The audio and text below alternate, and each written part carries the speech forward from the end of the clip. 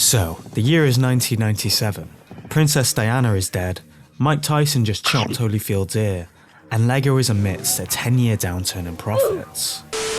Where is the money? Clearly, LEGO needed something cool, radical, and Polynesian to catch the attention of 90s kids.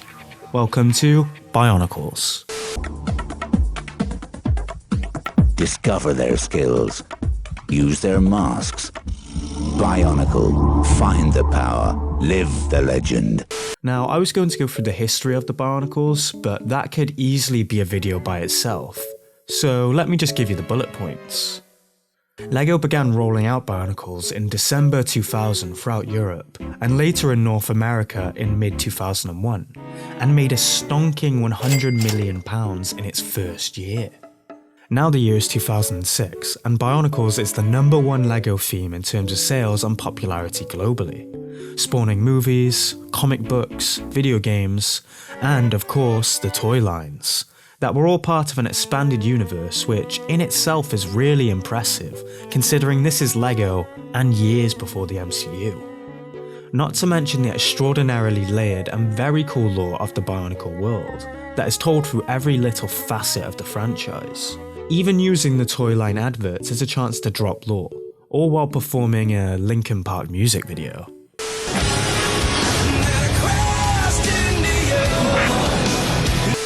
But of course, what goes up must come down, and after dwindling sales, the decade-long story of the Bionicles was discontinued in 2010, after one final wave of Toa, just to be replaced by this shit. No.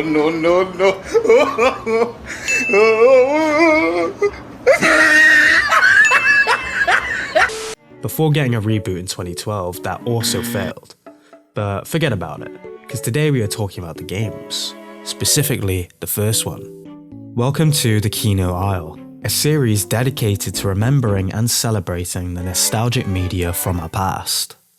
Bionicle, the game, was released on the 10th of September 2003 for the Game Boy Advance, and later released for the PlayStation 2, GameCube, and Xbox on October 20th, and the 28th of October 2003 for the PC. The console and computer versions were developed by the British company Argonaut Games, with Mobius Entertainment sorting the Game Boy Advance version.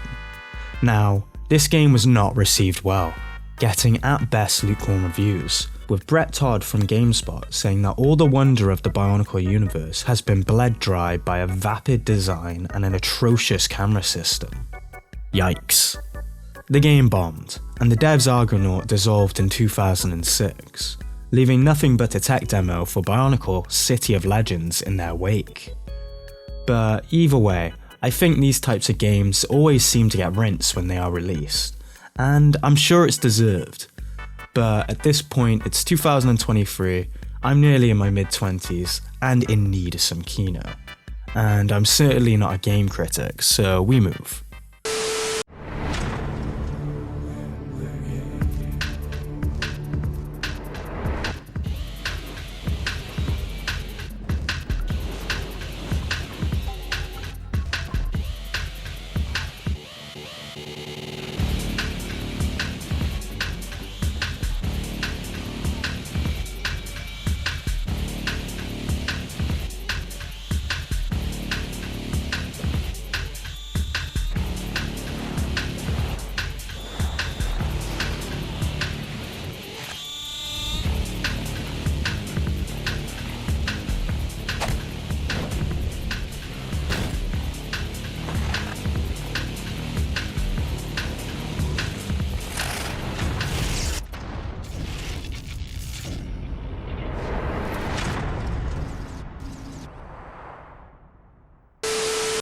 Now before we get into the game, I wanted to go over some other details. So the devs were not given access to the voice actors from the Bionicle Mask of Light movie, hence Argonauts went with sound-alike voices for the characters. Now, for some reason most of these voice actors are uncredited, apart from Sean Schemmel, who played Makuta, Jim Ward, who played Bahatu Nuva, and Travis Willingham, who plays Tahu. And to be fair to the devs, they could have just not featured the Bionicles voices, or just hired utterly different voice actors and I really doubt anyone would have cared. So props to Argonauts. It definitely sounds more like people role-playing as the Toa, but this only adds to its wholesomeness. Also, tell me this isn't Izzy from Digimon. We need Rahi power to open this door.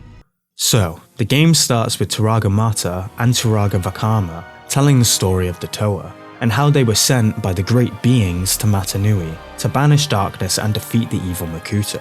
Everything is pretty chill until a horde of Nui Kopen along with 3 Tahuk busts in chasing Takuya. The Toa make pretty quick work of the attackers before returning to their Wahi, which is just their elemental regions, to defeat the Borak and collect their Krana. For the first 2 missions you play as Tahu and Kopaka in their home Wahis, Ta Wahi and Ko Wahi. You cop coins, save Matoran, and beat different Borak, copping 2 Krana in the process. Okay, now this originally confused me, and if not for the Bionicle wiki, I wouldn't have had a clue as to why this happened. But the Toa Mata all meet with their Krana, I guess, even though you see the Toa still collecting them later in the game, but whatever. They meet up and the Toa are just magically transformed from the Toa Mata to the Toa Nuva. And not even the wiki has a good explanation, so let's just move on. They look cooler, so who's complaining? After this, Gali Nuva returns to Gawahi, where she swims and does this shockwave thingy, then opens the passageway to the Borak cow and beats it. Takuya for some reason knows the Rakshi are heading to Onuwahi, so Gali decides to go let Onuwa know. But on her track, Gali runs into Pohatu, and they decide that Gali will go to Lua Wahi to warn Lua, and Pohatu will head out to warn Onuwa about the Rakshi. He proceeds to then save the Matoran and collect coins, seems to be a pattern appearing, except that this mission is another on-the-rail type mission. Pohatu makes it to Onuwahi and tells Onuwa about the Rakshi just before one of them shows up. Pohatu dips to warn Tahu while Onuwa stays to handle the foe, having to push statues onto pressure points to open doors, finding the Rakshi in this pod, and once again moving statues onto pressure points, but instead firing them at the pod and killing the Rakshi in the process. Meanwhile, in Lua Wahi, Gali lets Lua know about the situation, and he sets off to save enough Matoran to activate his Suva, giving him the ability to glide, and make his way to the Rakshi. And you have to destroy all these platforms until the Rakshi falls into the water and drowns, I guess. Cut to Takuya telling Tahu that he had the Mask of Light, because Takuya is just based. But one of the Rakshi caught the mask. Pohatu shows up and Tahu goes after the Rakshi, chasing it down while surfing on lava. The final Rakshi then just kind of explodes and the mask flies onto Tahu's face, transforming him into the 7th Toa Takanuva, and also teleporting him directly to Makuta. And here we are, in the final, boys. Makuta sends a few waves of grunts after Takanuva before destroying the ground and sending them both falling down this massive tower. Then you basically just have to stand on the right platforms to be able to get through Makuta's shield enough times to beat him. Takanuva then places the Mask of Light onto Makuta, fusing them into Takatanuva and restoring balance to Matanui. Fuck me, that was long. So it's been a long time since I watched the movie, but this game clearly based its story off the movie, and it's fine. It just lacked a lot of context, and I had to check the wiki to clear everything up. In general, I think an original story including the same characters would have been better, but ultimately the story is decent, and ties the levels together enough. Before we get into the gameplay, I think it is worth mentioning the manager of marketing for Bionicle, Sarah Marshall, said they wanted to avoid hack and slash gameplay, because Bionicle is about being a bit smarter than that, instead featuring elemental weapons. Now again, I think this was done out of genuine respect for the franchise, but as we will see, the execution of this left a lot to be desired. So, the gameplay pretty much is split between 2 game modes, if you will. One of a third-person action platformer, and the other in the form of an arcade on the rails type of game, with a combat system that runs through both game modes. Each Toa has an elemental weapon that shoots out balls of energy that just auto-targets onto the enemy, meaning there really isn't much skill to the combat.